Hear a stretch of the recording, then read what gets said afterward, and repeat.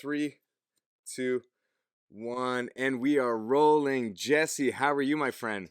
Dude, I am doing really good. It's been a crazy hectic day, but it's kind of nice to just be able to sit back and chat. In chat, yeah, I'm super happy you decided to jump on the podcast.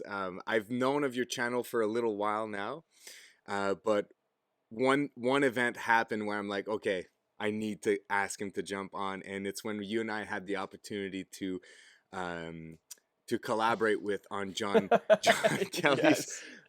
John Kelly's video, and I just couldn't stop laughing at your sketch there, where you're just like, to stay in shape, all I do is I pack my bag and I unpack it and I repack it, and it's me and my wife were just like pissing ourselves laughing. It was just too funny. Yeah, man, it was really funny because there was that group message going on, and right away I had just seen that whole like take your shirt off and put your shirt back on upside down viral thing that was going around. I don't know if you saw it, but like a bunch of Oh, there's the fitness guys were doing it. I it's so funny. I didn't even connect the two together. That makes it even funnier. Yes, that's what I had just seen. So when John Kelly asked, like, what's a goofy way that you could stay in shape kind of thing, I literally typed in a dibs the upside down backpacking challenge. And I knew I was going to just make it super, like, tongue-in-cheek and corny, and it turned out, I just felt like it was just perfect. Like, it was, you know how sometimes you do something and you're like, oh, that was not as good as I thought it was going to be in my head, and then other times you're like, that is exactly what I envisioned in my head, and it's perfect. That's because it was so perfect and simple. Like I overthought mine way too much. I had music at the back and everything, and then I look at yours. I'm like, yes, Jesse for the win. Dude, Simple, plain, to the but point. I was. your kids, man, I love that you got your kids in there and the chocolate bars. It was good. It was pretty fun. I can't complain. So, I believe you're out in Alberta, I right? am. I am. I'm Whereabouts? in Edmonton. Okay, Well, so you. sorry, Oh, so you. that's not true. I just moved. Right outside of Edmonton, there's this like posh, hoity-toity suburb, and they're all like, "Where we live in St. Albert," and I just moved there. I'm a ghetto kid. I grew up in the ghetto, but I moved here because it's close to work, and so now I have to. No, I live in St. Albert. That's funny, St. Albert. How close is that? My sister. So I'm from the Ottawa region, but really in Gatineau, which is Yeah, across the river on the Quebec side. gotcha. And but when my parents got married, they decided to go live out west for a while, and they ended up in St. Paul, Alberta, which it's not that far from where No, you're it's at. not. It's. I think it's north. Yeah, it's north, It's pretty level because I went northwest. back there about 10, 12 years ago. Yeah. I drove the country, and then Oh wow. it's kind of I hit St. Paul and then I hit Edmonton, Gotcha. right? That's. So it's pretty close. My sister is born out there, Oh. and it's cool. It's a cool little place. I really enjoyed it. I can't complain, but I didn't know how close St. Albert might be. Or Oh, it's like right. It's literally like Edmonton, St. Albert. That's why I think it's okay, ridiculous so you're when just these people are like, "No, I don't live in Edmonton." Like literally the two connect. Like it's like and I that's so funny. And I had Maddie Outdoors last week on the podcast, yeah. and he is a diehard. First of all, great guy. Yes. I really had a blast getting to know Yeah, him. he's awesome. But he is a diehard fan of the Hoilers. Where do you stand on the whole Calgary Edmonton thing? Okay, first of all, to a Calgarian's face, I will tell them To a that Calgary. I hate them.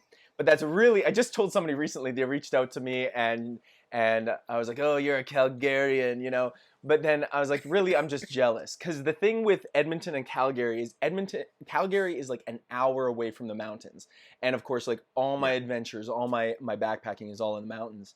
And Edmonton to get to a decent trailhead, you're at least three, and that's even like those aren't decent trailheads. You're like 4 to 5 hours out from a really decent Mm. trailhead, and so I wish I lived in Calgary. It would make mountain adventures so much easier.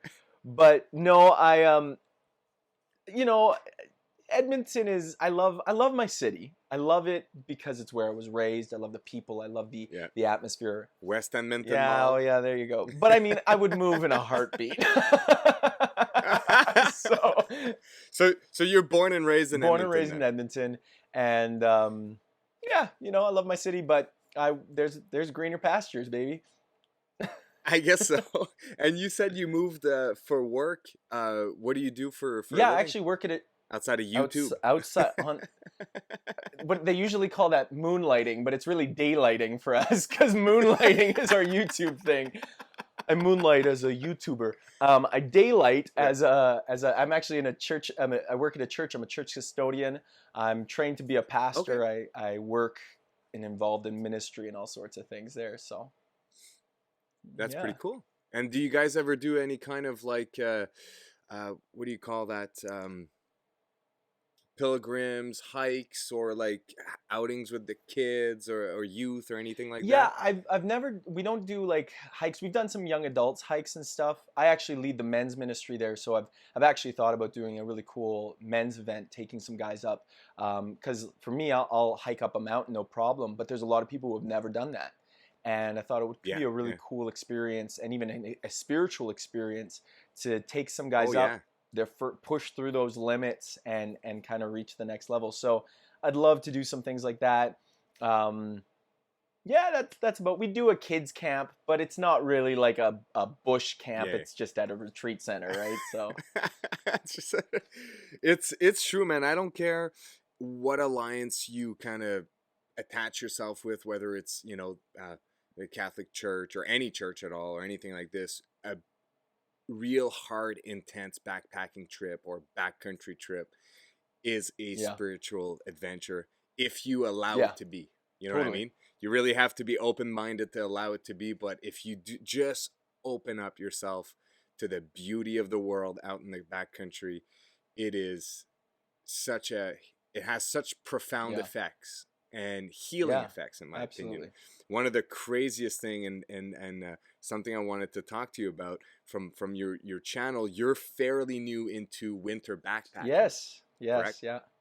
For me, I've been, winter backpacking is like the only time I Oh, backpack. That's when I want to go out because it's just so rugged. But also, a lot of people ask me, why do you keep going out?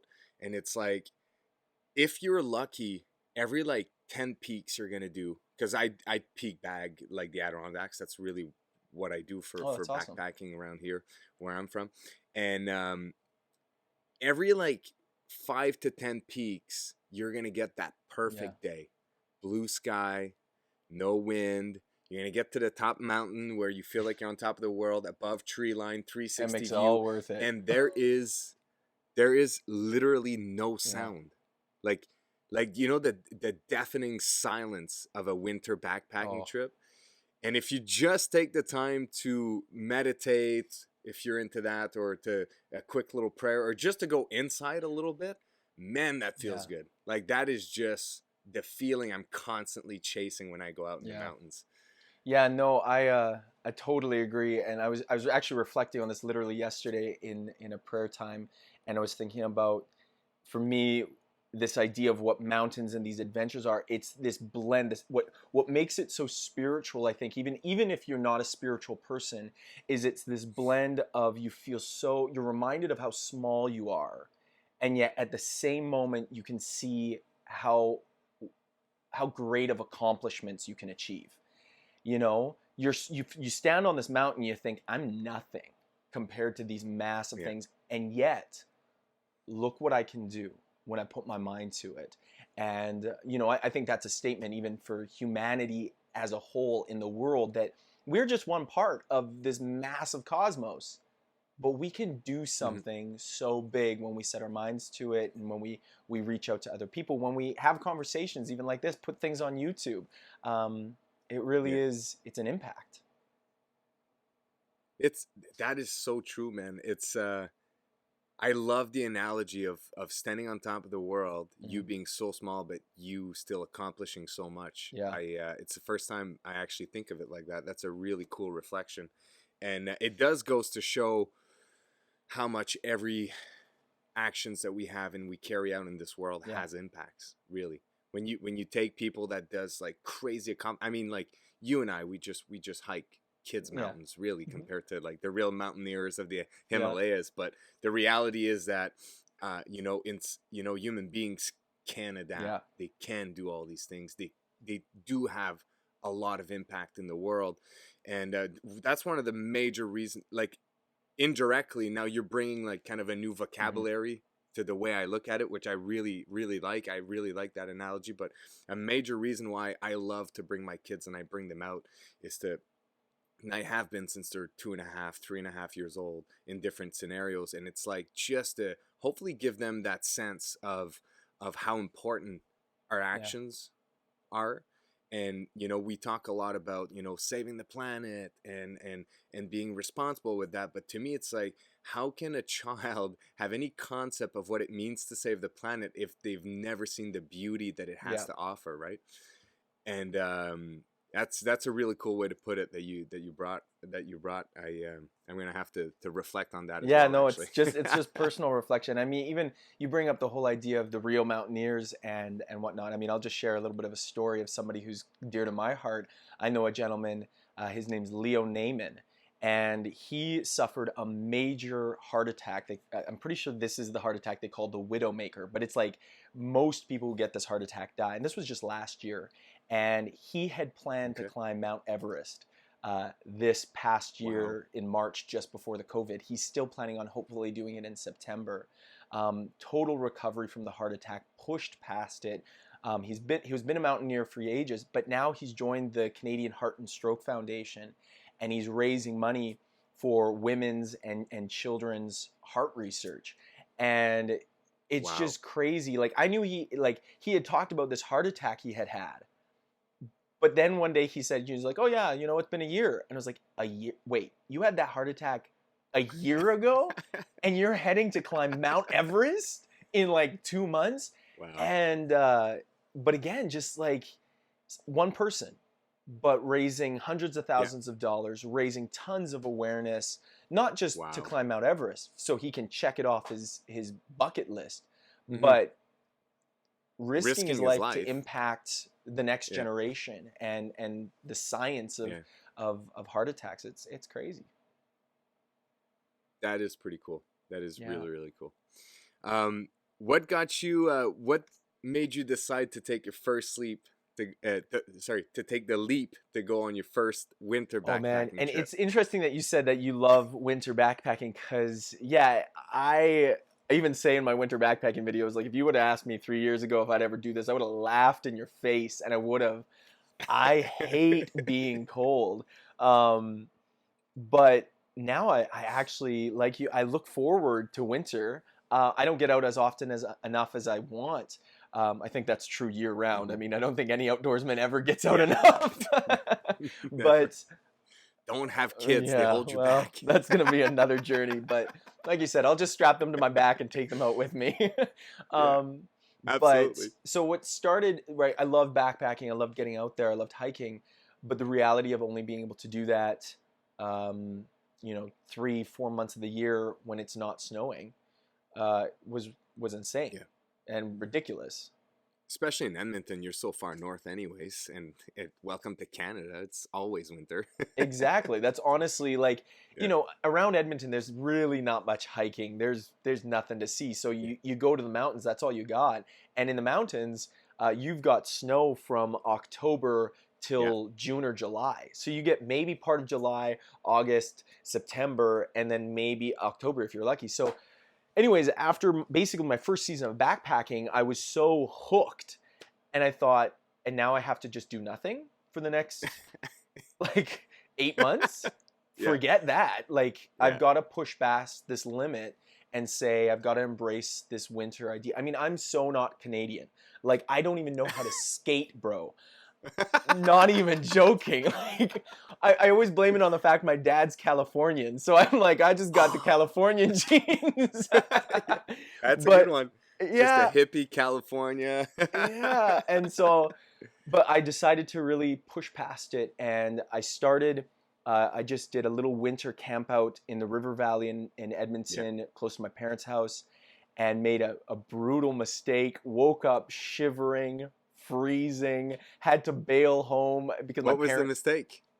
So, first of all, not a warm enough sleeping bag. My sleeping bag was rated to survival -8, and it was going to get Oof. to -8 that night. And I thought, Yeah. I'll survive. Also, I didn't really realize what that fully meant. And I thought I'd be okay because I brought one of those tinfoil emergency blankets. Yeah. And actually, this blanket right here, it's just like this plush polyester blanket. I thought adding that into my sleeping bag, adding that, having the emergency blanket if I needed to. And my big mistake was in the middle of the night, I started to get a little cold, and I thought, well, before I get any colder, take that tinfoil emergency blanket and I'll put it inside my sleeping bag with me. And so that created a vapor barrier, which I had no idea even what that was. I wake up half an hour later, just drenched in sweat, and shaking, like just shivering. And that was, I kind of tried to suffer it out for a couple of nights. That was my birthday. That was literally my birthday. Yeah, I remember that video, actually. Yeah, and so I woke up just deciding, no, I can't do this. 3 o'clock. I booked it home. My parents lived close to the river valley. So I left everything. And I just got in my boots and hiked home, or hiked to my parents' house, and just slept on the couch. And that was a horrible experience, and you'd think, why would this person ever go back out there? But something about that experience made me realize, okay, I knew what I did wrong. Mm-hmm. I know what I can do better, and I can't wait to get back out there. And it's winter backpacking is very technical. It's survival. It is survival. You got to really.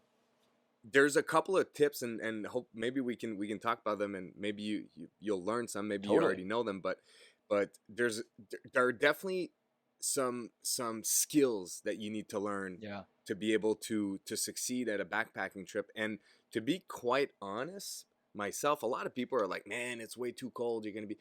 I have not been cold in a winter backpacking trip in years now. Wow. Like. Really, and I've slept like this February we were sleeping, all 4 guys. We were in the Adirondacks. There's a trip video about it, and we slept at -35 both nights. Wow. And I didn't get cold. None of us got cold. There are techniques and approaches and gear that kind of prevents you from being cold. Now, for my listeners might be, but you froze your toes off. There's in 15 years. In 15 years of winter backpacking, and my winter backpacking career started when I was 18, climbing Mount Washington here in the Whites. Wow. And in all of those events, at first I would get cold, but only one time did I freeze my toes. But I froze them so bad. And I lost sensation throughout the day, and I didn't see it coming. It took 5 to 6 months for me to get feeling in 6 of my toes. Wow. And since that event, which was 2 winters ago, that is something I constantly have to manage. But if you take the feet away, which was a mistake in itself, and a fluke, there's 100 reasons why perhaps this happened.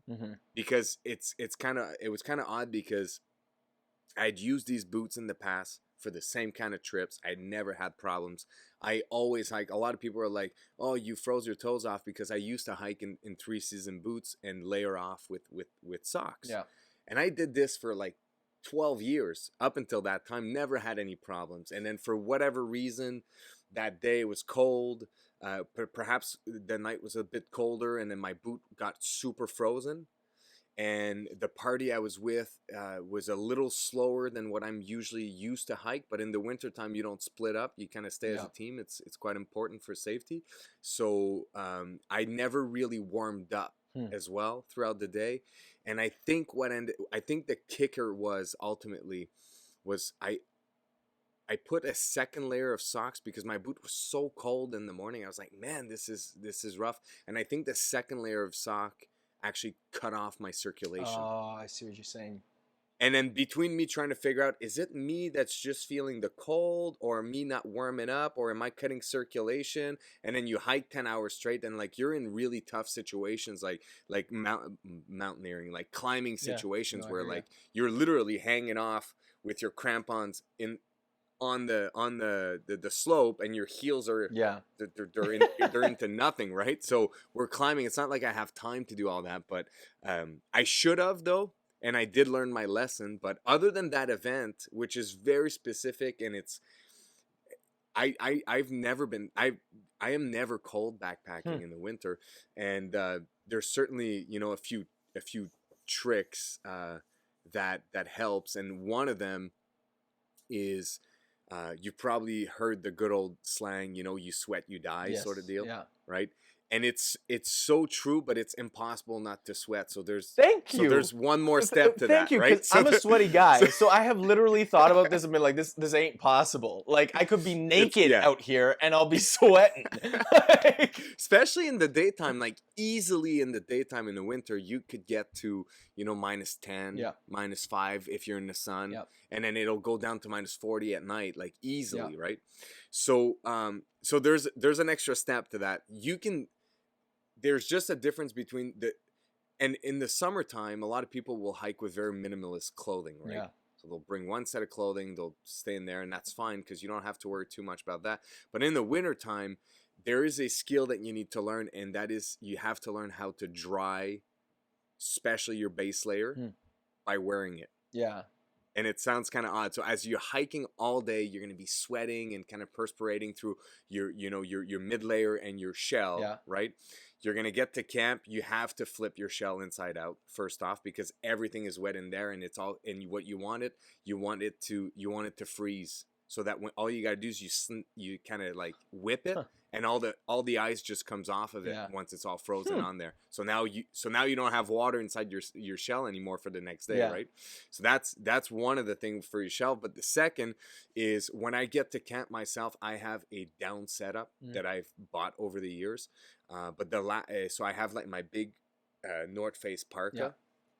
I can be in a t-shirt at -25 in there, wow, and I'm surviving. yeah, So that's and that's an expensive parka. It's like $600 yeah, parka. Like, it's very technical parka, so you can get away with layering with other stuff. It's just, for me, over time, because I go so often, I did decide to kind of invest invest, in one yeah, of those.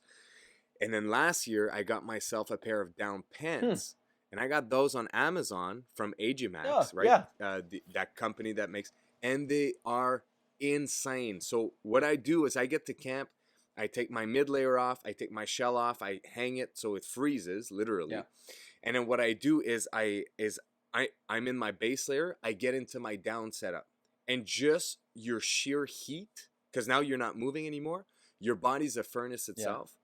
If you hang out for about an hour, you should be able to dry, especially if you have like merino wool base layer. But even if you have polyester base layer, it'll yeah, work.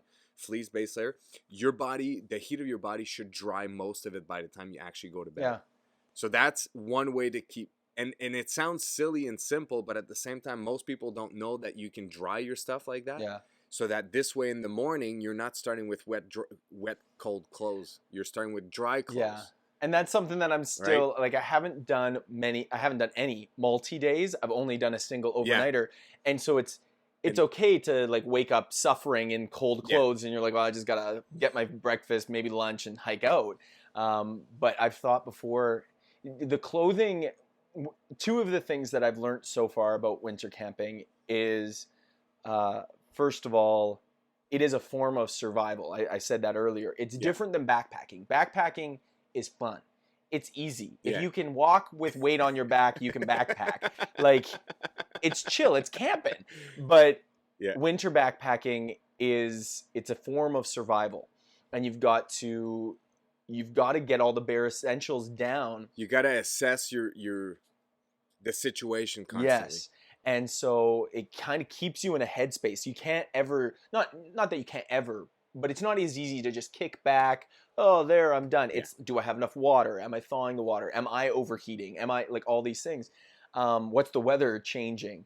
But then the other thing that I've really learned is clothing really matters, and I haven't dialed that in yet. It's funny that you mentioned down pants. I was literally just talking with Justin Outdoors Yeah.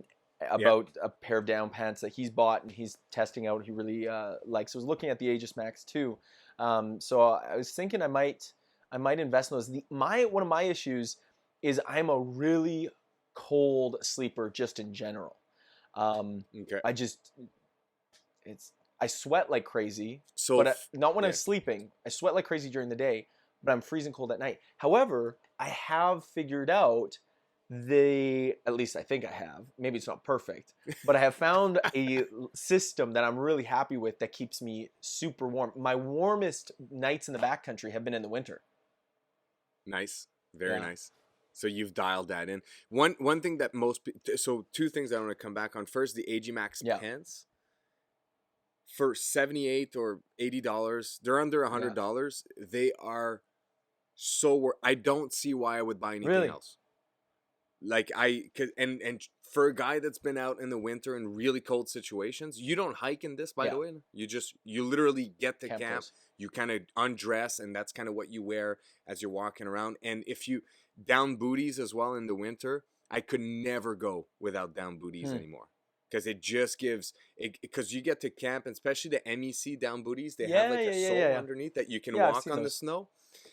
So you literally, I strip into my base layer. I put I always have an extra pair. I actually keep, when I get to camp, I keep the socks I was hiking in, so I can dry them the same way.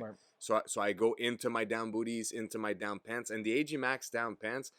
I I don't I cannot foresee a pair of pants performing better than that. It's super small, super lightweight, but yet the downfill is 800. I know that it's like, Chinese downfill, but the reality is that your legs are never half as cold as your body. That's true.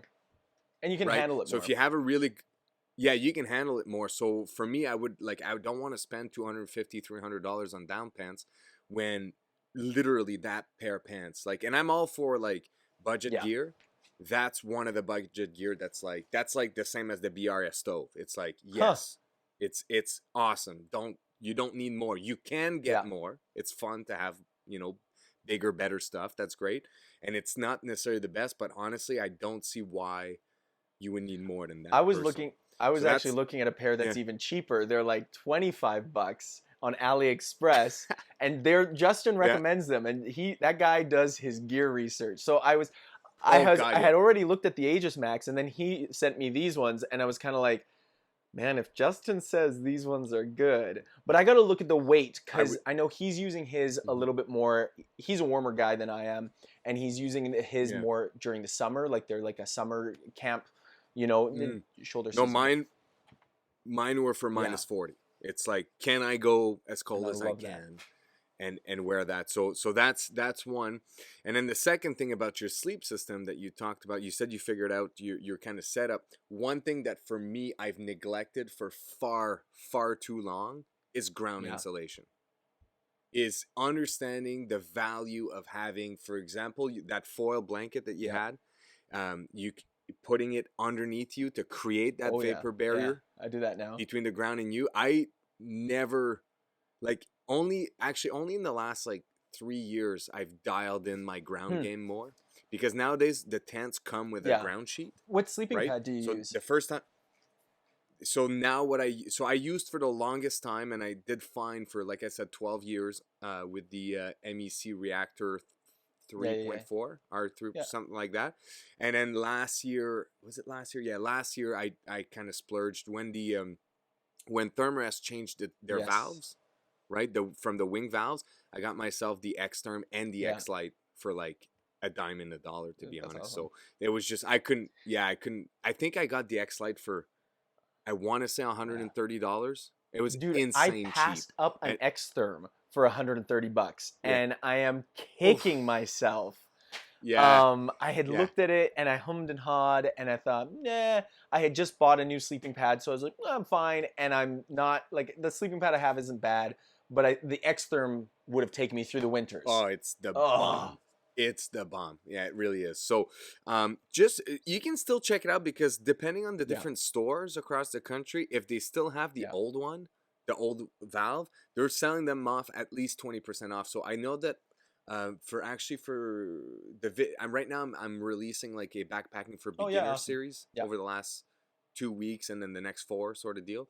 And I was looking at kind of the X Lite and all that because that was one of the only piece of gear that I tell people, if you're gonna splurge and buy one piece of gear of high Yeah. quality, like out of all of them, for me it'd be your Yeah. ground game for warmth, but also for comfort. So, anyways, I was looking at on Amazon.com for the X Lite, and there was still an availability. Like you could still buy it way cheaper with the old valve. So, if you look around, you might be able to get your hand on Yeah, one of it's those still interesting. at it. I'm such a cold sleeper. I'm actually looking at using the Xtherm potentially as a summer.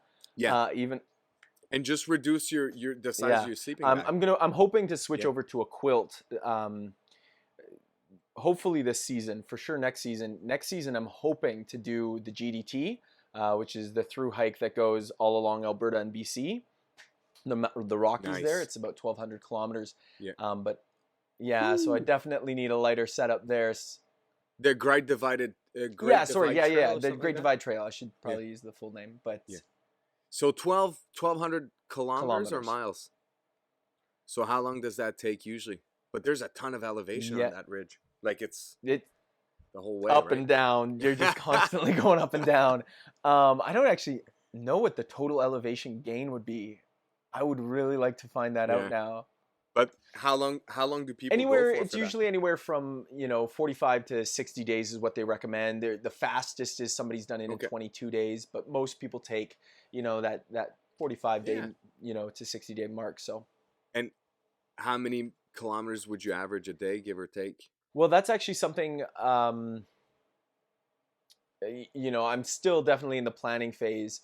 Um, Yeah, yeah. I'm I actually am testing myself this year is going to be the nail in the coffin of whether or not I can even do it. I'm doing a fastest snow in time, an FKT attempt in the Canadian Rockies that will be 40 kilometers in 12 hours.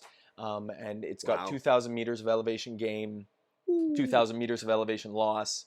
And I figure if I can't do that with a full backpacking setup, then there's no way I can do the GDT. Why do you go with a backpacking setup in the concept of doing an FKT? Because I'm not really doing it to make the fastest time. I will be the fastest time because I'm setting the time. So that's a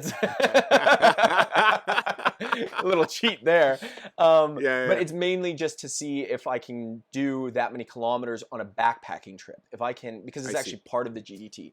Yeah, but 40, depending on, see the thing, elevation is so huge, right? Yeah. When you do your calculation. So like doing 40 once, it's fine. It's doing it 30 days in a row. That's hard. Exactly. And I don't think I would aim to do probably about 20 kilometers a day. So, Yeah.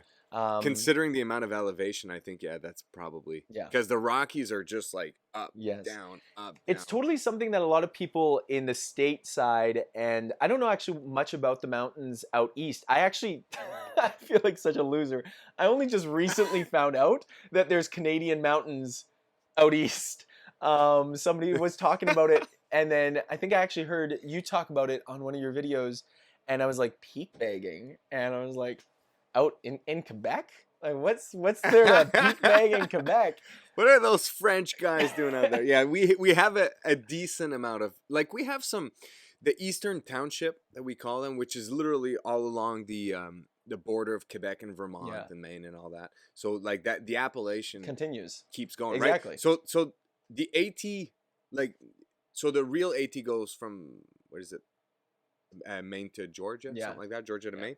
But the Appalachians themselves, they start in Newfoundland. Yeah. That's where the mountain range starts, and it goes down. And then you follow like like literally the I guess the state line all the way down. Then you start going down when you hit Maine. So I mean, the best mountains are more gonna be, well, the best or the highest mountains, like obviously in Maine, the Whites, Yeah. it's probably the top notch. But on the Quebec side, like, you have Mount Gosford. That's kind of cool because apparently the line, like the border, is literally on the Oh, that's peak. cool. So you can be on both sides, Yeah. if you will.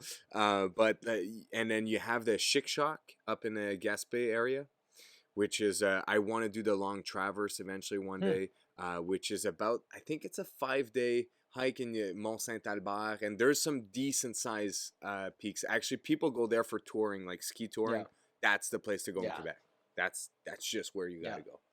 So so there's decent stuff, but for me, I do most of my hiking in the States. Oh yeah, really? Because Just well, 'cause- like I'm in Ottawa, Yeah. right? So Ottawa is about 3.5 hours from the Adirondacks, and the Adirondacks Park is just like it's a gem, to be honest. It's really nice. I mean, I'm sure that the Rockies are probably way better just because it's way more impressive, but the Adirondacks, with the whole concept of the 46 peaks above 4,000 feet and the level of difficulty that they bring and the weather patterns, it's a really challenging area to hike in. For so many reasons, and it's just so fun, and you've got so many mountains to do, and for me that's 3.5 hours, right? No, I hear you. And then the whites are about 4.5 hours Yeah. from me. So like that's where you got Mount Washington, and Mount Washington is the deadliest mountain in North America. It's the one that has killed the most people. So what's really neat about Mount Washington is that you get a really neat experience of so first of all, you'll be above tree line for about 2 hours when you hike it. So it's a long hike when you're above tree line for a long time, and Mount Washington experiences some of the worst weather pattern changes in the world. Like it just changes, right? So doing it in the winter, it is technical, crazy. it's tricky. You got to kind of count. It's a really fun mountain to do. So so we do have some decent, but for me most of it is in the Northeast, the That's States, cool. right? That's cool. Yeah, I didn't realize that that's where you did most of your traveling there. But yeah, that's still cool. That's kind of what it is for me. I'm 3 to 4 hours away from the mountains. So, when you love something, when you love experiencing it, you make the sacrifice. I mean, I've done things where like Sunday night, I'll drive out, I'll get to the mountains at like 1 a.m. I'll sleep in my car, get up, climb a mountain, do something, not climb.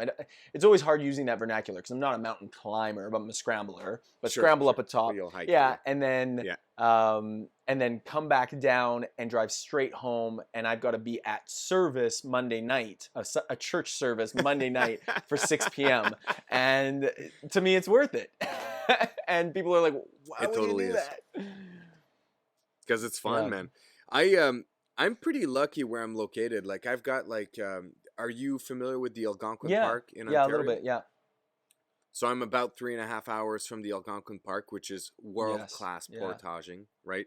And then I'm about 2.5 hours from the Wildlife La Vérendrye Park here in Quebec, which is another world-class canoe camping portaging area. You can go in the Wildlife La Vérendrye. I know people that have gone 14 days in a loop. Wow. Okay, in a loop. So you got to think you can go pretty deep. So that's pretty neat. And then I've got the Adirondacks and the whites kind of all around. So I have really nothing where I live, really. I don't do anything around here.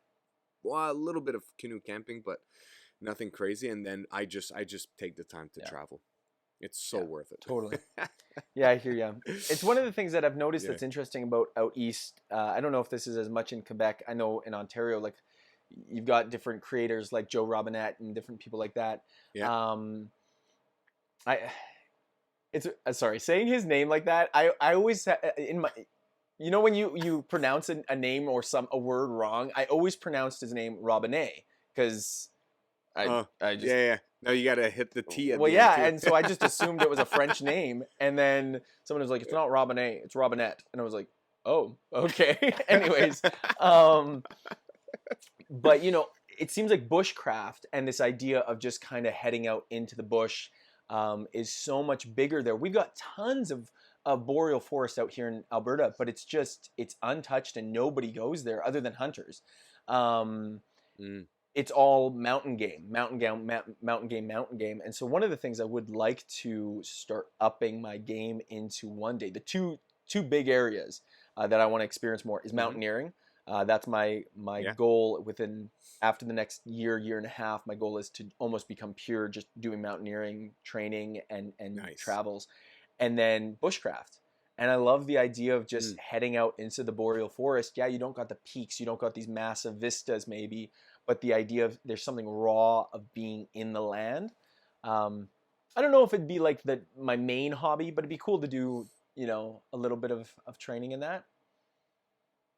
There's a small child inside of you Yes. that remembers building Yes. forts, right? So when you look at Joe Robinette doing his fort, or TA Outdoors Yes. out Yeah.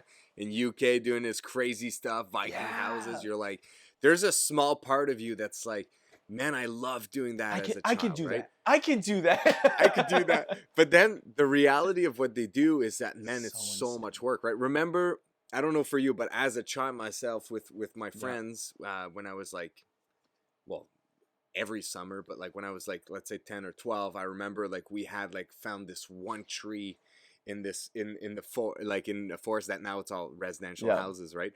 But we had found the one tree, and we spent the entire summer building Yeah. a tree house, right? Like as a kid, like that was Yeah. our Oh, full-time job, absolutely. morning to night, snack, biking out there in the trails. We'd get to the house and we had lug whatever equipment. So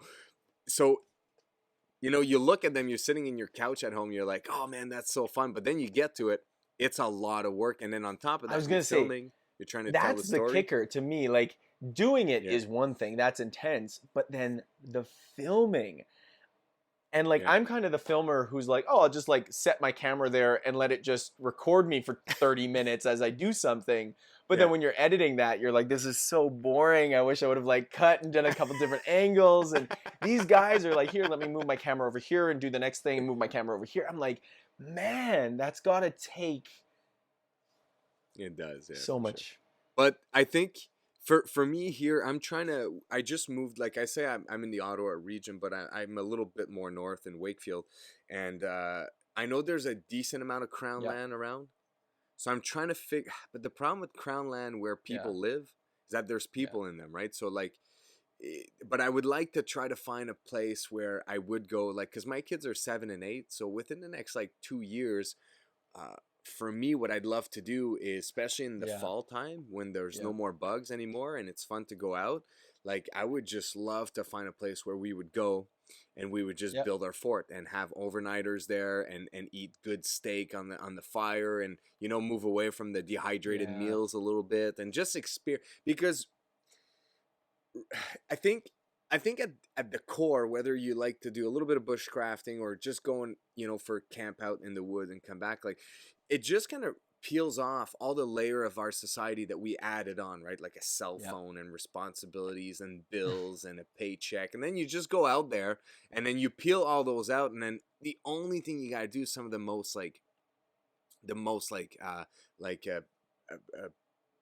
Primitive, like basic, survival yeah. things. Yeah, primitive things, right? It's like, I'm gonna build myself a nest.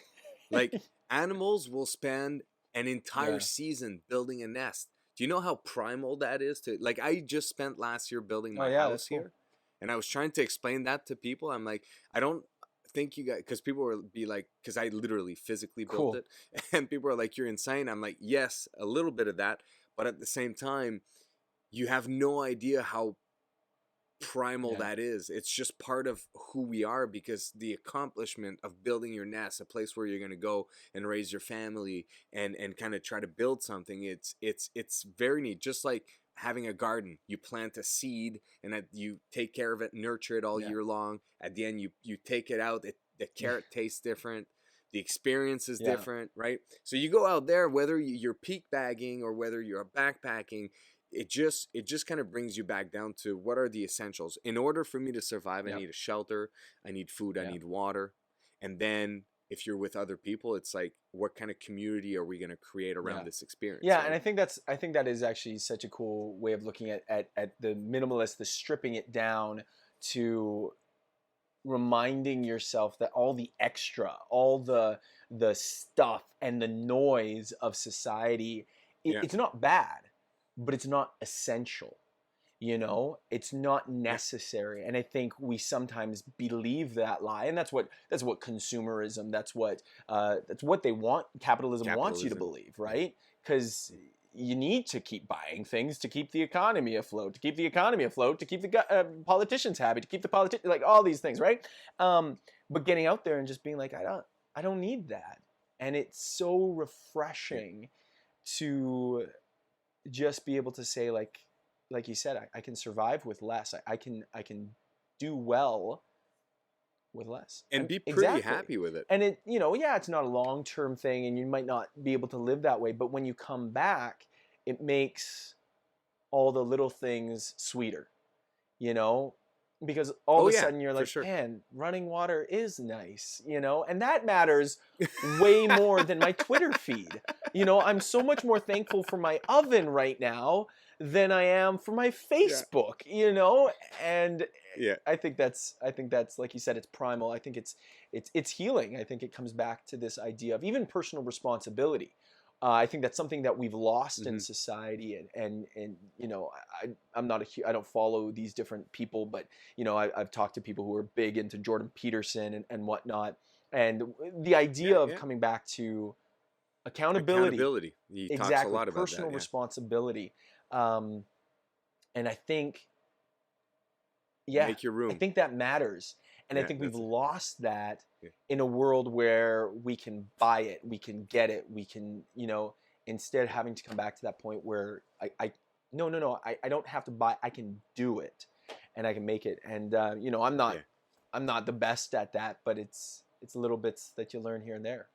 No, you're right. And it's, there's so much value in putting in the work. You know what I mean? Like, for example, you can go to a very simple backpacking example. You can go and buy your mountain house meal, or you can make your meal and dehydrate it at home. Yeah, it's on my list of things to do. I'm gonna get there one day. Yeah, and the experience, but it doesn't matter if you don't do that one. But the experience is very different when you consume it, right? Yeah, and it's like we live in this society or in this world where we're making everything simpler and simpler and simpler, and we have forgotten the value of hard work. And then we say, no, we make all these things simpler so that you can work hard at doing these things. But the reality is that we don't end up working harder. We just become lazier and lazier. And we've definitely kind of removed the idea of hard work, and dedication is extremely valuable, because that's where you push the limits, and that's how you find yourself. So you can go on a backpacking trip and make things super easy for yourself, or you can make sure you're faced with some kind of adversity. And it could be as simple as, for example, sometimes I go camping more in in an area where it's not going to be like backpacking where I have to carry everything on my back, or it's going to be just like for a one night, so I can carry like 60 pounds. I don't care. Yeah, like it's not far. It's one night. I'll come. Sometimes back. You need that rest. And just it's a vacation. So we'll do that, but then it's like, sometimes it's like, well, let's bring a Dutch oven, for example, and cook something nice in the fire, and we'll pre-cut all the vegetables at home. And I'm like, what else do you have to do out there? We don't need to prep everything at home. We can do it all out there. Like, it's fine. Yeah. Like, we can do it on a log out there. We can, and it sounds silly when I say this is hard work, but the idea is that, accountability, hard work, pushing through adversity. Like, for me, these are all extremely important things that I get out of the backcountry, whether it's backpacking or portaging. And it's one of the things that I try to teach, my kids the most through those events. So when Charlotte was 5.5, I think it's 5.5 and 4.5. So they're 11 months apart, but so it's either 5.5, 6.5, 4.5, 5.5. I can't remember the time. It's a few years. It's a few years already. But we went to Mount Mansfield here in Vermont, and it's not it's maybe a 3-hour hike, top to bottom with adults max. It's a really nice hike, very accessible. So we brought the kids over there, went with my cousin with all 4 of his boys. It's early, it's at the end of May, so we get there, and obviously at the end of May, at least around here, everything is wet, right? It's muddy and wet, and honestly, like within 5 minutes of the hike, we get up, the kids are already wet. Done. Like both shoes wet, just wet, and now we keep going. I keep encouraging them, and now we're in. Rosie for whatever reason, she was so excited to be out there with her cousins and all that, like they're just having fun. She forgot to tell me she had to pee, so she peed her pants. So now I'm like, okay. So I sit down with her. I'm well, like, at least she's you know, warm. yeah. I said, don't worry about it. You know, I don't care. So Yeah. well, you got two choices. Either you take your underwear off and then you put your pants on, and then yes, they're wet, but they'll dry as you go. It's gonna be uncomfortable at first, but they'll dry eventually. Yeah. Or I said, or you can just take your pants off and keep your underwear and just kind of we'll hike, and then I'll make your pants dry, right? So, anyways, all that to say, we spent 8 hours on that mountain. Okay, with the kids, just encouraging them and just pushing them. They're wet. Rosie summited in her undies. Both of the kids summited. It's a 4,000-foot mountain. They both came down, and after 8 hours, I was so proud of them because of the adversity of every little step that they had to go through. I don't think I can teach them the value of hard work. Yeah, the way that mountain taught them that, like, of the value of, like, yes, it sucked for 4 hours to climb because we were wet, but then it was worth it up there. And then what I did once we got back down, because it was car camping. Yeah. What's neat about that place is that you can literally car camp at the base of the mountain and have a really nice mountain. That's cool. And so I took out one of the Rubbermaids that I bring all my gear in, and I boiled some water and I made them a bath in there because they were just so, like, wet all day long and all that. So just to kind of reward them, but you really talk about a memory though. Yeah, but I don't know how I could have taught them that. You know what I mean? Like, outside of that experience. Yeah, man, the mountains have taught me so many things. I wish that I could say that they've made me a more diligent person. Maybe they have, and I haven't really fully noticed it.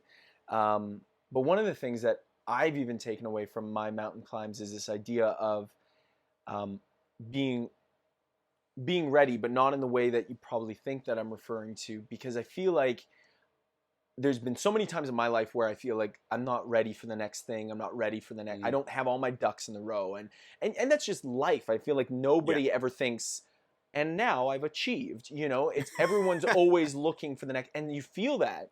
And for me, you know, the Lord's spoken to me and used this imagery of mountains, and you get at the base of a mountain and you think you're ready, but you're not. You have no idea what you're about to face. You think you do. You can see the top and you're like, yeah, I can get there. And you start, but you didn't know that that was the false summit, and there's a summit beyond that one. You didn't know that there was this patch of trees where the snow is so deep that you thought you were going to be hiking up a trail, but now you're in snow. But you're at the base, and the idea isn't, are you ready to jump to the top of the mountain? The top of the mountain looks impossible to get to when you're at the base. But the question is, are you ready to take that next step? Are you ready to take the next step and the next step? And when you hit that moment where you're like, whoa, I wasn't prepared for this. Well, can you push through for the next step, Or sometimes you need to make the right choice and turn back. I mean, sometimes there's a safety thing, but most often it's, can I push to make the next step? And that's what gets you to the top. And so sometimes I've been paralyzed by this idea of, like, you know, I'm not ready, I don't have it all together. I mean, even here on YouTube, even doing things like, right? Yeah, talk to me about that. Yeah, I'm actually taking the course that I was taking right before this is a YouTube course, and I'm learning so much from that. And it's the idea of, okay, I've got what I need in my backpack. Yeah, there might be some surprises along the way. Yeah. I don't have to be ready to be at the top of the mountain, because that skips the entire journey. What I have to be ready for is that journey, is the first step, the next step. And I would add to that the open-mindedness of what that's going to bring along the way. Yeah. Right? Keeping an open mind is so important. Yeah. So that, because next thing you know, you've got a soaker, now you've got to hike with a wet foot. Yeah. And if you don't keep an open mind, you give up. You give up, exactly. Yeah. So you got to really keep an open mind for all of that. And it's, speaking of, like, the whole YouTube thing, for me, when I was kind of looking at all the stuff, for me, like, the whole thing of père extrême, right? Extreme dad. That's what it translates to. It's just me going out with the kids. I said right? I told you I was gonna ask you for this. How do you say that? Okay, so extrême, right? Yeah, so that's pretty simple. And then père. That's the one that It's like So pair, like, you know, pair, if you have a pair of twos, right? Pair, pair. pair. I can't. Pair Pa, extrême. par, Yeah. it's par extrême. I like usually think that I could do a fake French accent, like not too bad, because you know I've had to take French in school and whatnot. But every Yeah. time I've heard you say that word, I'm like, I don't know if I can nail that one. And I say it Pa, so fast too, right? par extrême.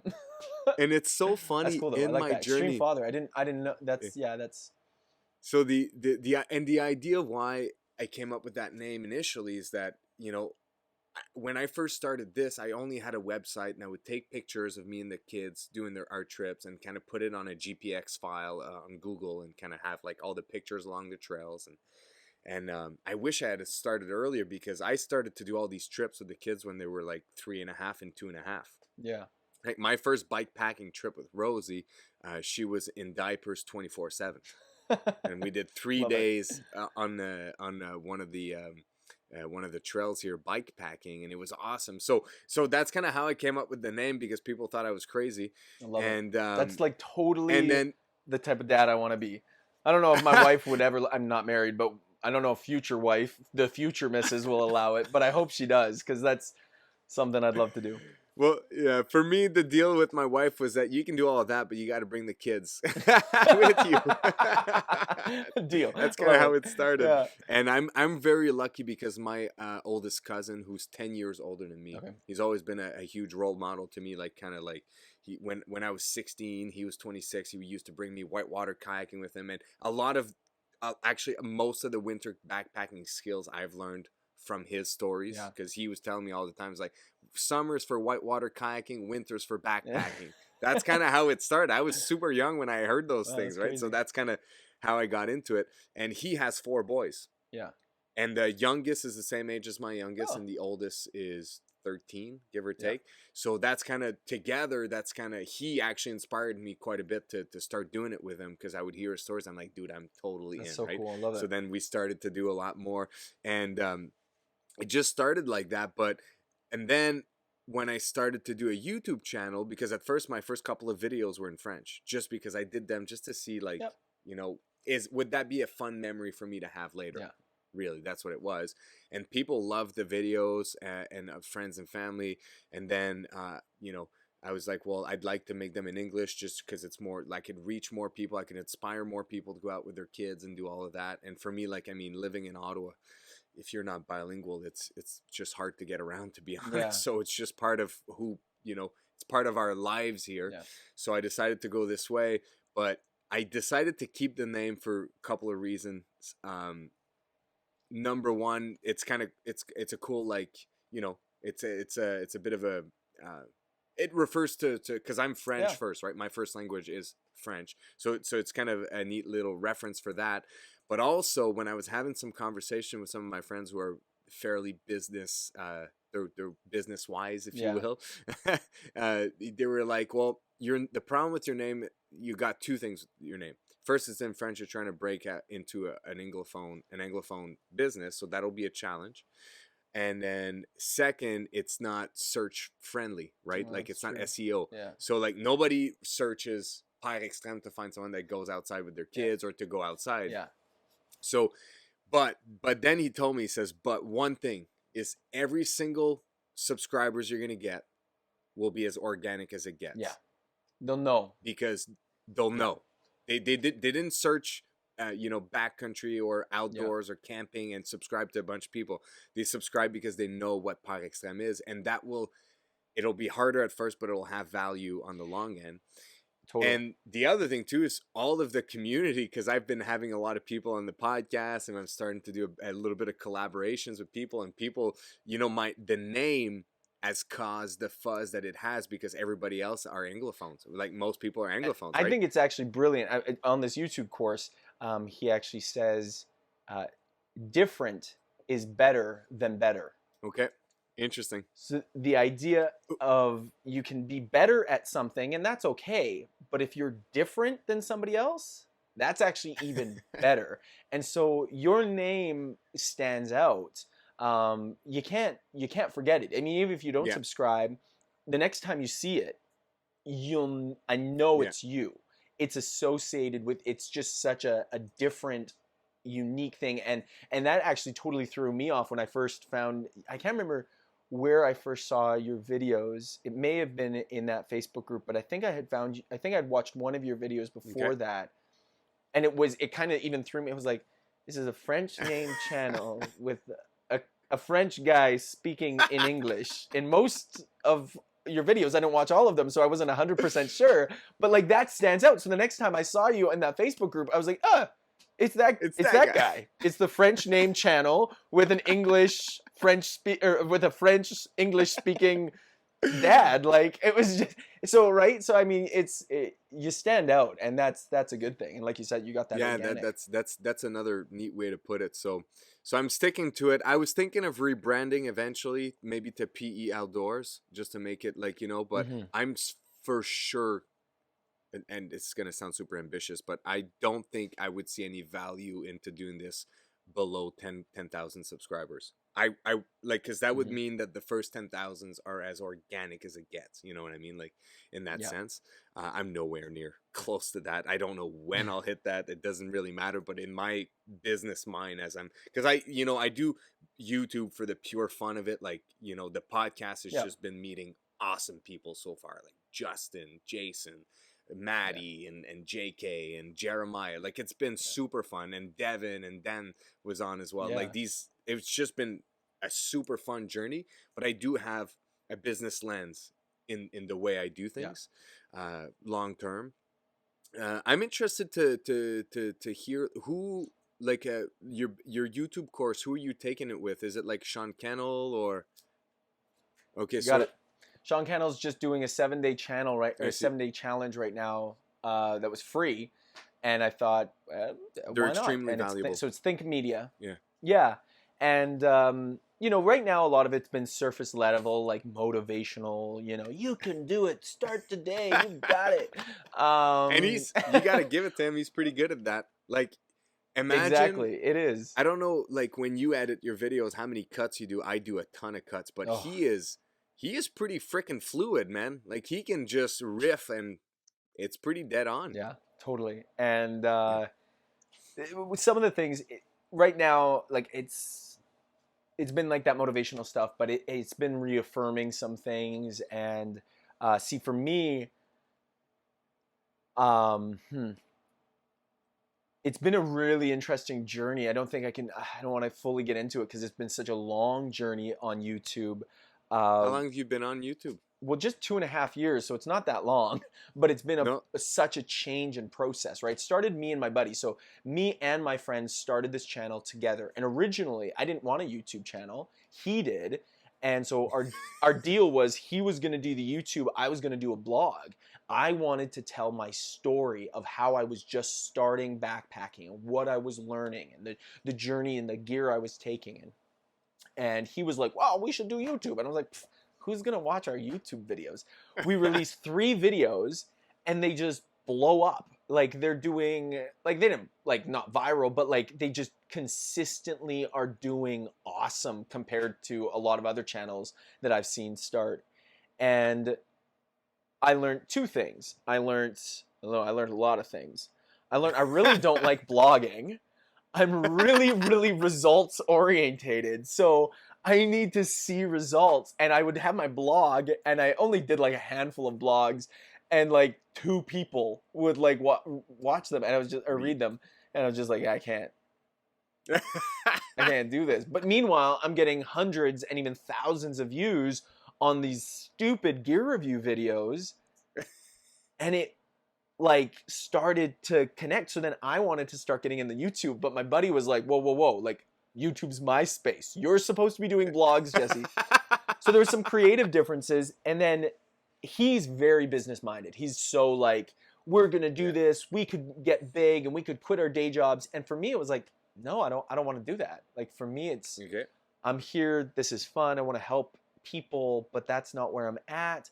And that kind of helped us really see that we weren't on the same page. And so he actually left the channel. I took over. I actually bought the channel from him just to make things kind of an even, clean split. We're still really close friends.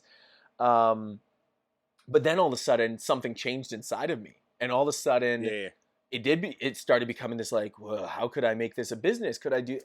And it's been a roller coaster since then, but I just feel like I haven't been really consistent in anything that I've done. And so taking this course, it's been informative in reshaping it and me deciding, is this just going to be a hobby or is there more to it? And I don't know if I have that answer yet. But going back to this idea of climbing mountains and the perseverance of sticking with something, and that's something that I've really seen a lack, if I'm honest, in my YouTube side of things. And it's so I was thinking about this earlier as you were talking about it. I was kind of getting like, oh yeah, I feel that. I feel that. I can climb. I didn't mean to do No, that. it's good. It was like I can climb a freaking mountain, but the idea of posting content regularly intimidates me. Climbing that mountain seems overwhelming. Interesting. And well, let's address this as honestly as it is. It is overwhelming. Yeah. Like so I started January 1st, so I release every Wednesday. Yeah, okay. You started January 1st, but you started before January 1st. Because you have to have been thinking about this. Because I went back and I saw some of your videos, and I was even watching like your social media outrolling of like, hey, I'm coming. It's gonna be a thing in January. I'm like, this guy is like prepared. You're totally calling me out on my platform. I love it. Okay, let's talk real. Yes, so first of all, the YouTube channel on January 1st of 2020 already had 3 videos. 2 of which were French. The first 2, which was from 2 summers ago, and then 1 of which was the event was my Adirondack hike where I actually froze my toes off, like the hardest. Dude, I gotta go back and watch that. That's crazy. Yeah, that one is from February 2018. I know 2000 and we just did 2020, so it was 2019. Okay. So anyways, so I did that. So, and I always knew, because around that time, so sorry, I'm just going back in my head. So I did February 2019 in the Adirondacks, my first Anglophone videos, and then the 2 canoe trip videos that I did that were in French came the previous summer. So let's say July of 2018. Yeah, gotcha. Right. So now, so I did those videos. I that's in 2018. That's kind of when I figured out, hey, there's a Darwin on the trail and a concept of ultralight, and there's this thing online. I didn't even know it existed really, and then I met Joe Robinette, like so I found out about Joe Robinette on his YouTube, and my buddy was watching. I'm like, man, I'm loving this, and doing trip videos for me is by far the thing that I love doing the most. Totally different because the payout for me is awesome. Yeah. Like these are memories. Like it's just like I sit down. They're like home videos on steroids. I know, right? I sit down with my kids and we watch our trip videos together or whatnot, and it's just fun, right? So, and if I didn't have a channel, I wouldn't have the commitment to make sure that I produce them, right? I would have all that footage that would go to die on my have computer. A channel, and I don't have the commitment to produce those. It's the worst. Okay. But anyways. So, yeah, so that's kind of how the idea started. But at the same time, you know, my wife and I, so we, our life was crazy. We Charlotte came into our life when we were 23. Wow. And then from there, it's been kind of like just trying to figure life out, right? So, and so we were living in a triplex that we had bought and built and all that. And then it was time to move out of the apartment and kind of rent the other unit and then kind of go on to the next step, because it was too small. 1,000 square foot for 4 people. It's just tight, right? So anyway, and then what I decided to do was to build a house. And when I started to build this house, this project blew up because it turned into, well, let's start a business with a bed and breakfast because we live on a road that has one of the most popular wedding venue in the freaking province, cool. Right? So like people come down from Toronto to get married here, right? And bring 200 people. So this whole project blew up, and then it was like, okay, well, I clearly don't have any time to give to YouTube this year. But what I ended up doing, and that's when you said like I'm organized, I'm thought out. I certainly am. Is I started to network then. Mm-hmm. So I started to follow JK when he was like in his 200, Dan Becker in his Yeah. 300, and being part of their Yeah. comments and having conversations with them, Yeah. right? And same thing with Justin, and same thing with Yeah. Maddie, and same thing with, so, and then I started to network really early on because I would build a house and I would put you guys on my phone, right? And I would just work around, and then I would say, whatever would be in the questions, and I would answer in the comments, and I started to create that just to kind of give me momentum as I would go. And then when I decided to start, so I moved into the house in July. I needed a Yeah. break. I couldn't just start another Absolutely. project right there and then. It had been 12 months of working 7 days a week, so I was like, I need a break. And then I decided to start. I was like, okay, I'm gonna start January 1st. And then what I did is I banked because I did do a ton of camping last summer, right? So I banked all of those trip videos. I edited them to kind of give me a buffer so I could get the rhythm of things. And then I had all that content to do a Pre-launch. Yeah. If that makes sense, Yeah. right? So that's kind of the story of how I started. But really, for me, I say I started January 1st, 2020, because that was the first Wednesday of the year, and I decided I was going to publish every Wednesday. And from there, it's been a crazy ride because it's a hell of a commitment to publish weekly. It's not easy. I was having that conversation with one of my best bud, Pierre Antoine, who has outdoor therapy as a channel. Cool. And him and I kind of started at the same time, and the both of us were just talking. I'm like, man, we're not even halfway into the year, and it's like, it's demanding, right? Like, it really is. And if you want to publish, the quality of the content, like the other thing too, him and I were having a conversation. We spent the first like 4 months working out the details of the technical side of things. Like, I don't have a computer that can edit. I really don't. So I shoot everything on my iPhone 11, and I've become really good at understanding that camera and using like frame rates and shutter speed and all that to capture the best kind of footage. And then I throw it into my iPad, and I have Adobe Rush on there, which is like a dumbed down version of Premiere, and I edit everything on the iPad, but it crashes constantly. So it's like, the action of creating is easy. It's everything else around that's been so hard. Totally. Right? And I don't want to spend $3,000, $4,000, $5,000 for a new camera and a computer yet. I don't, I can't justify that. I much prefer buying gear to go camping, because that's the whole point. Right? Of this Totally agree. To go out. Yeah. So that's kind of the story, but you're right to say I was prepared because, Sean Cannell, Graham Cochran, even like Sunny, what's her name? Sunny from Vancouver. I've been following them the same time I started to network with the niche. And you've got to, I don't know if you've seen his stuff or connected with him at all, but Tim Schmoyer, Video Creators. He has a podcast, like literally is changing and changed my perspective. First of all, he dives deep into YouTube stuff, but just the whole idea. I mean, one of his big things is like, you should be able to, his philosophy is like, you can make a living off of having 1,000 to 3,000 subscribers. There's all these people who think you have to have 100,000 or 300,000. 1,000 true fans, they call them, right? But not even. He's not even saying you have to have 1,000 true subscribers. He's just saying you have to have, if you know how to create the value, and not everyone is in it for that. And that's one of the things that I've wrestled with is like, is that what I want? But realizing for myself the idea that that profit, like you said, profit helps make this possible. There is cost behind it, and one of the biggest costs is time. And so, it's one thing for me to say my hobby is backpacking, but if that is my hobby, but YouTube is, I don't do YouTube just because I find it fun. It is I do enjoy it, but it's a lot more like a job that I enjoy. And if it's a job that I enjoy, a side hustle, it should pay for that part. The backpacking will always be my hobby. I'm going to do that whether I have a camera on me or not. But if I'm going to find the time, because I have a limited time schedule as it is. If I'm going to find the time, make the time to make it worth my while. That's what this challenge is starting to teach me. you want to be strategic in how you do Yeah. things, right?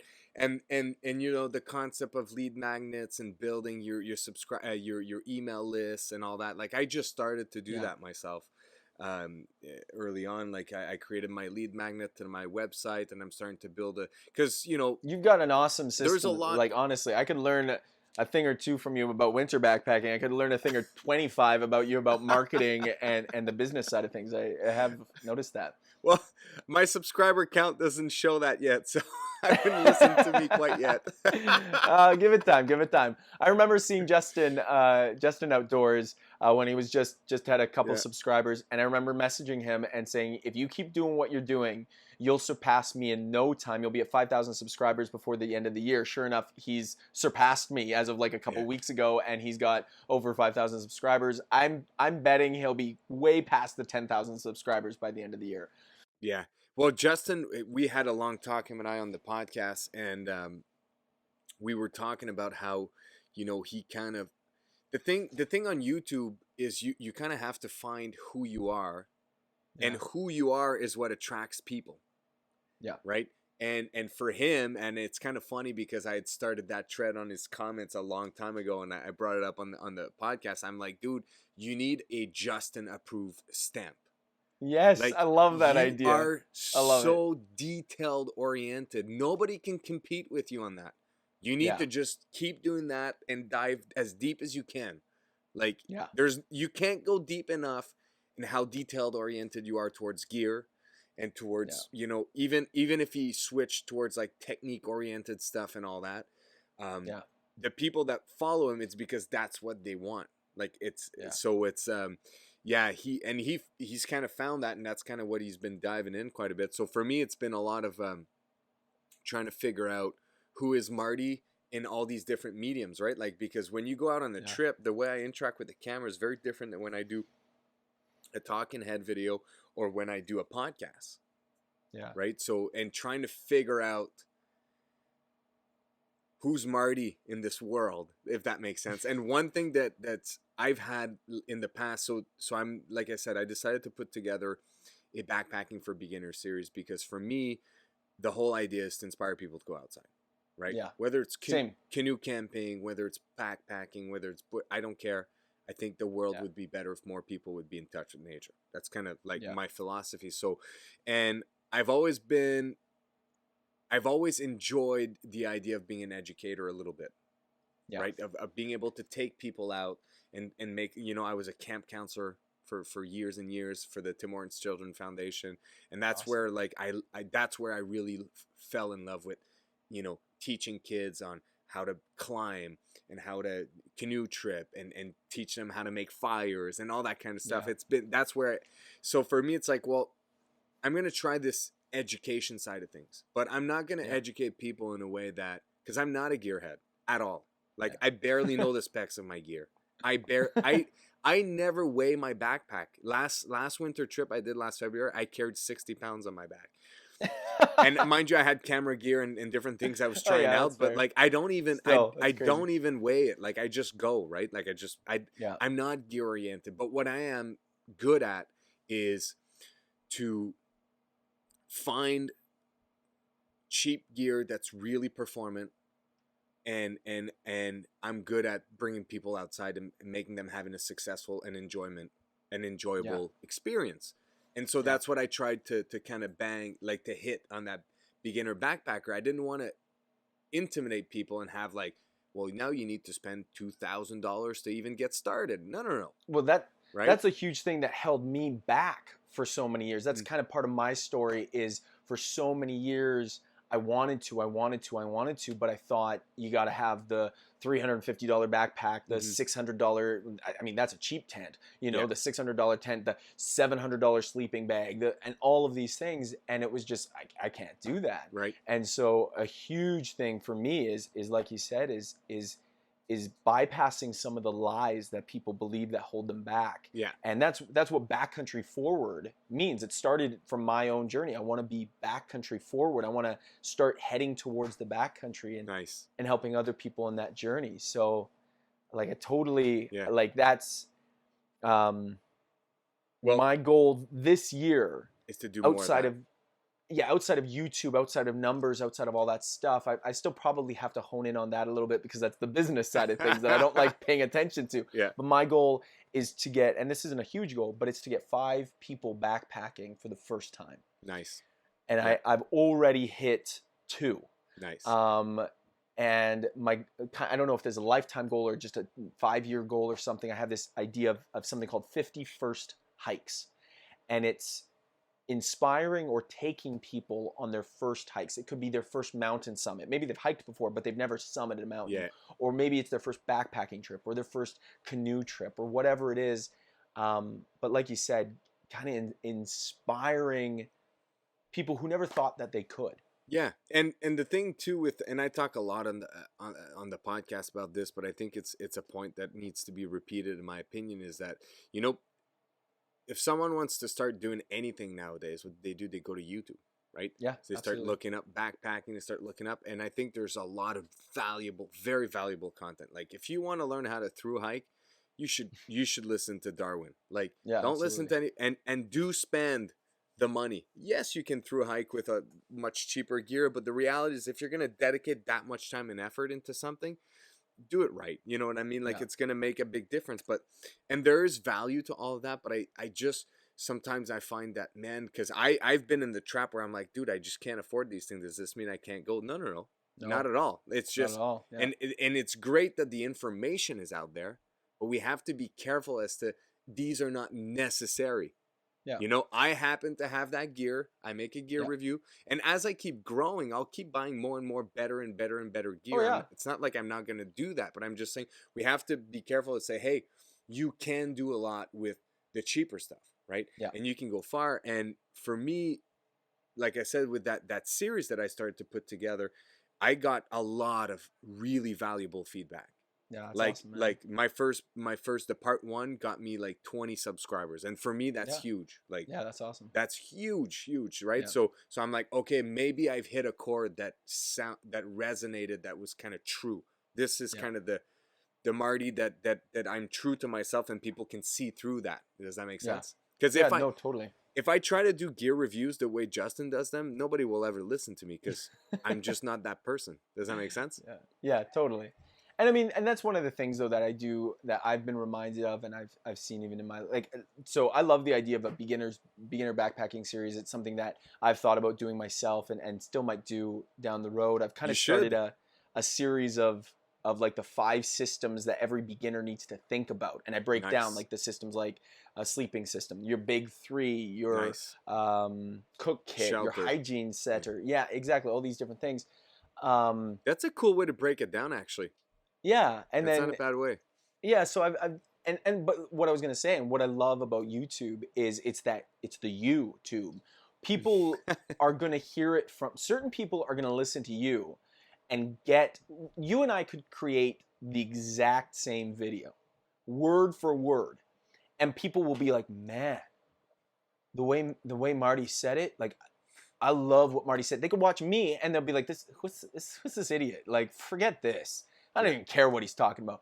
And they'll also engage with the person. And that's one of the things, you know, I've had to push back in my own self of thinking, like, you know, it's not necessarily that nobody's done this, but I might hit that one person who could hear it from my voice and understand it in a way that I say it that's different than the way you say it, that's different than the way Maddie says it or Dan says it, and inspires them to get outdoors. And if I can hit that one person, you know, going back to that personal accountability, you know, I've changed one person's life, and that's mind blowing, isn't it? Yeah, right. It's pretty, you're so right with this. Like, we need to, as business oriented as we want to be, and as like thought out in our approach that we're trying to be, we need to remember that, like, exactly, you have the opportunity. Like Sean Kendall says that a lot. He says, you know, you're only one video away from changing your life, but you're also one video away from making a huge impact in someone else's life. And that is in a lot of ways a huge payout. And if for the creators, right? Yeah. And that should be enough in a lot of ways. And if we focus on that and helping people, the rest will come over time. Yeah. I'm not too worried about that. Like for me, it's like, and that's, I think I found my voice in that little series. At least I'm like, okay, I think I should kind of try to ride that wave more. Yeah. Just try to do that. Yeah. Yeah, that's cool. I like that. One of the things, again, that I'm learning in this course that he's talking about is creating a channel, or he didn't really say this, but it's kind of what my brain is as a system. And all of a sudden, for me, I'm a systems guy, so it clicked for me. I was like, if I start looking at my videos as almost employees, I'm going to need some videos that do certain things, but I don't need all my videos to do the same thing. I don't need if a grocery store had only cashiers, it wouldn't be a grocery store. Fair you enough. need a grocery store that has a cashier, that has a, and so even for you, right? You've got your podcast, you've got your website, you've got the YouTube channel. You even on your YouTube channel, you've got varied stuff, right? So, the website is just a landing page, by the way. Okay. It's just to collect emails and give my lead magnet to people. Yeah, for now. But like you said, that Yeah. who knows where that's going? And but the idea is, right? You found your voice in this moment, but that might even change in the next thing. Like you said earlier, being prepared for the journey and being ready to shift as you climb that mountain. Open-minded. That's the word that you used. Yeah. And that's something that has really hit me. Like, again, I'm feeling like that the conviction from this challenge. He said, most people overestimate what they can do in a year, but almost all of them underestimate what they can do in 2 to 5 years. And I thought, wow, that's me. Because in my first year, I actually had really low expectations. So I underestimated what could happen. But once I kind of like surpassed my expectations, I was like, well, where do I go from here? I mean, like, I'm still shocked that I have 5,000 subscribers. I don't think I deserve that many. And I'm kind of like, I almost feel overwhelmed by that. Like, well, what do I do? Like, I've barely been trying. I don't even know what's going on. And all of a sudden that shift of being like, okay, but what could, if I had been as diligent for the past year, where could I be? I'm trying to impact 5 people's lives this year. Had I been more diligent, perhaps I could have impacted 50 people's lives this year. And so now I'm thinking for the future. Well, who else can I get on this Backcountry Forward movement, this belief that the backcountry is for everyone, that you don't have to hold back because you don't have the money or you don't have the skills.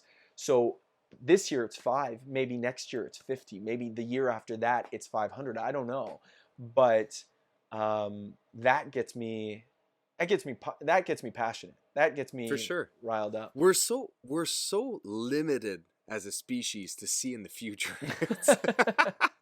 You know what I mean? Like, the concept of time is so hard for us to understand.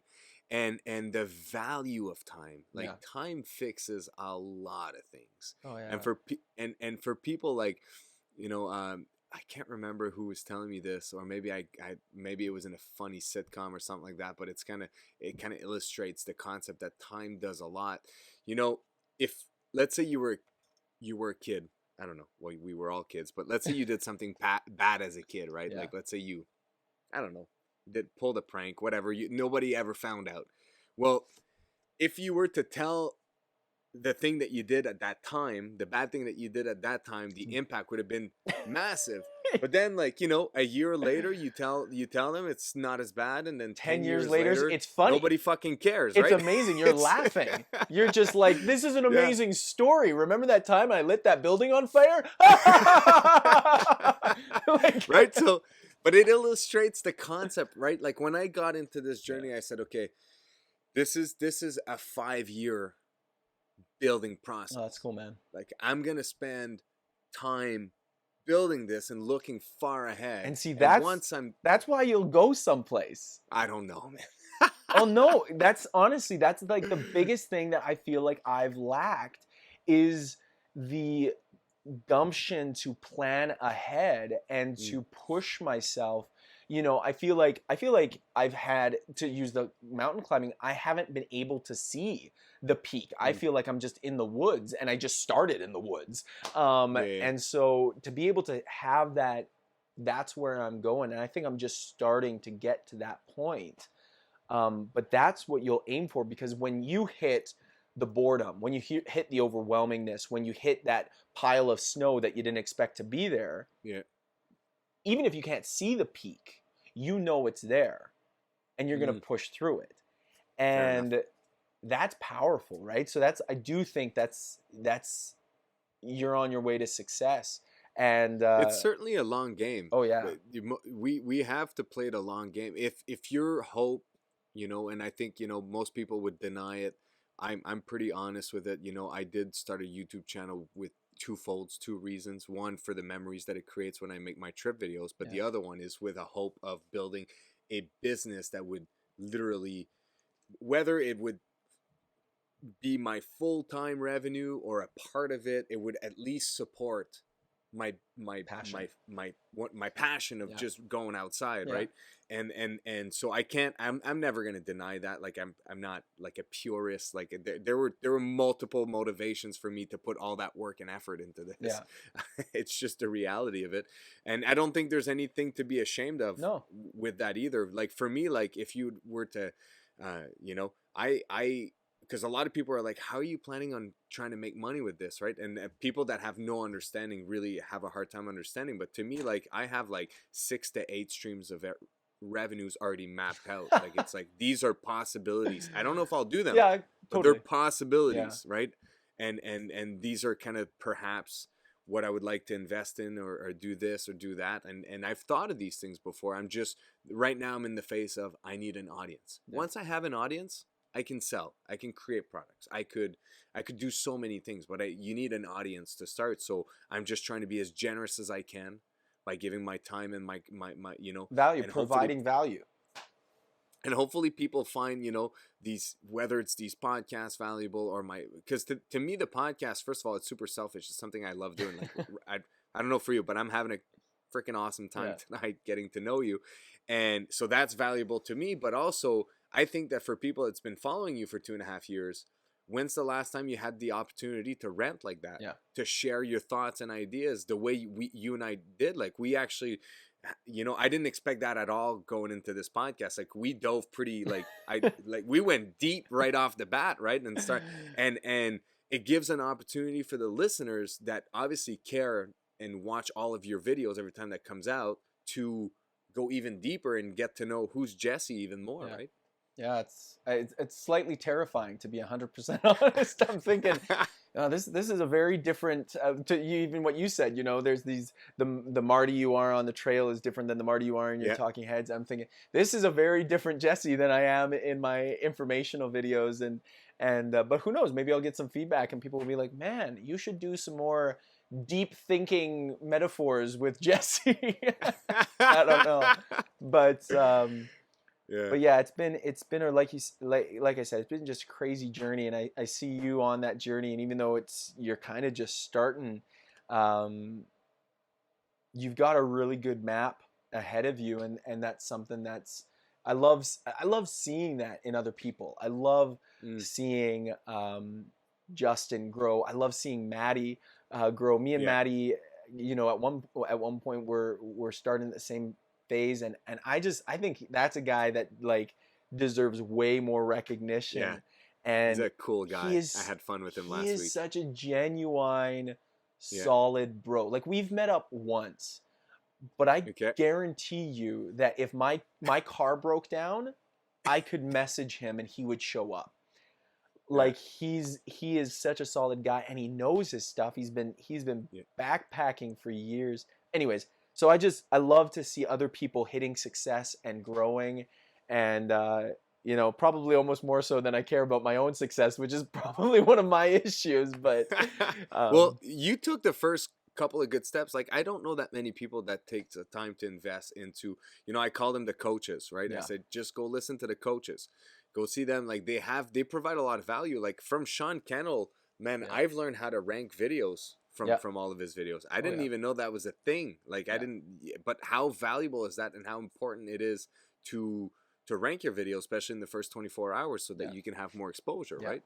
And so it's yeah, it's a crazy ride, but just taking those steps of like, getting onto those calls. Like I've been on like two or three free webinars from Mhm. Sean.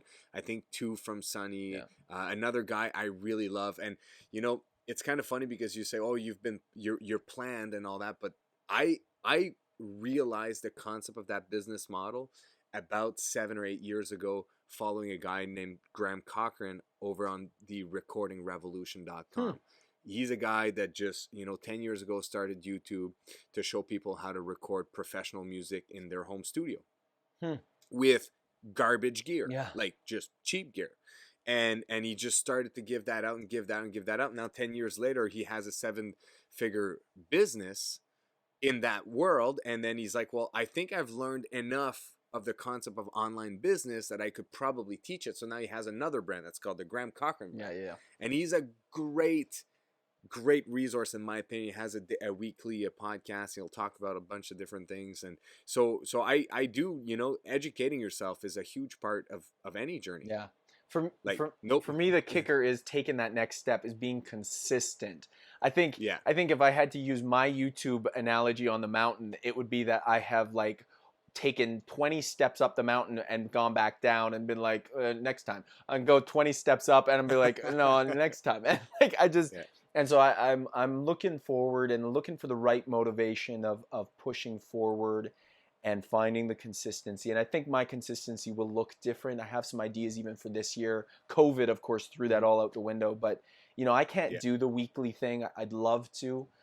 This channel or this challenge, this video course is starting to challenge me in that. So maybe that will Yeah. change. But as it stands, my real goal this year is I want to create 5 series, not a weekly video. And I don't know Mhm. how I'll do that. Maybe I'll release 5 videos all within one day, or 5 videos within 5 days. Yeah. But it will be 5 specific videos, 5 specific series that go to the core of what I'm about, which is helping get backpackers backpacking and helping get those beginner dreamers out on the trail. And I'll do obviously a few one-offs and reviews here and there, Yeah. and I love doing some reviews, but um, I got to be that That sounds consistent awesome, man. You consistency. got you got to dive deep, man. You have a lot to offer, and I really like your approach. Like I said, like I think it's so valuable for people to see people like like you or I in their own experiences Yeah, going out with not the top of the line gear, just regular gear for regular people, and having a great time. yeah, And just bringing people closer to that experience, and you need to dive into this because people have obviously latched on to you. Like you've developed a decent following, and people enjoy that. So you have to dive deep, and there's not enough. Like a lot of people, we're often like too scared.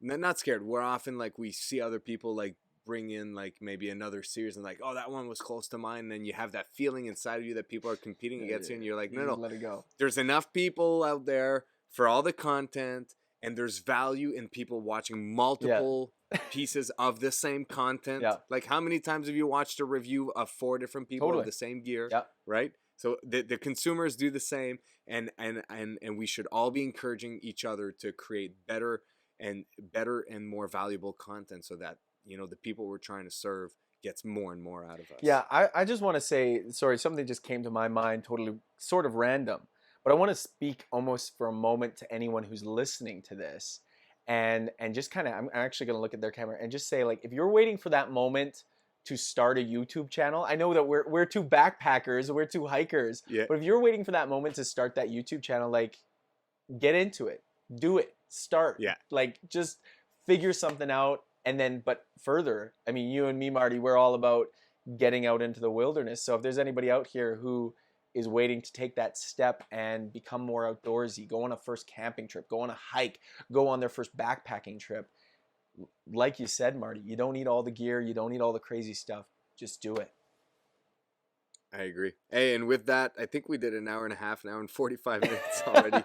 It's a bit of a time warp here. Wow, what time is it? Jesse, I've had an amazing time getting to know you. Hopefully, you'll agree to come back on the podcast in sometimes, and we'll do this Yeah, again. absolutely. You always shoot me an invite, and thank you so much for having me. And yeah, really appreciated this time. let all the folks at home know where they can find you, and whether Instagram, Facebook, webpage, YouTube. Totally. The best place to find me is on YouTube. Following Backcountry Forward, you can search it on there. There's also a Facebook page and Instagram. Instagram's probably the best way to get a hold of me, because YouTube comments, they just come and go sometimes. I do my best to respond to them, but if you need to actually message me, I tell people I'm always available for people to reach out and message me. So Instagram, Backcountry Forward, YouTube, Backcountry Forward, or Facebook, Backcountry Forward. Sounds good. And I'll obviously leave all the links in the description for everyone. And in a couple of years, so this year I was supposed to go to Newfoundland in June with my kids and family and do a bunch of different outdoor stuff there. But then the next place I wanted to go was to go in Alberta. And when I do, we're going to set up some time aside. Maddie, Justin, yourself, we need to get all the Canadians together. Get all the Canadians. I think I might be in the backpacking world. I think the only one I'm missing is Marty to have come on the podcast. Marty up north. No, man, reach out to him. Which I don't think him and I have connected much anyways, but I'll have to. Well, you guys could do a French edition of the podcast, because he's fluent in French. He's a Franco-Ontarian. Exactly. So, all right. Thank you, my friend. Yeah, have a good one.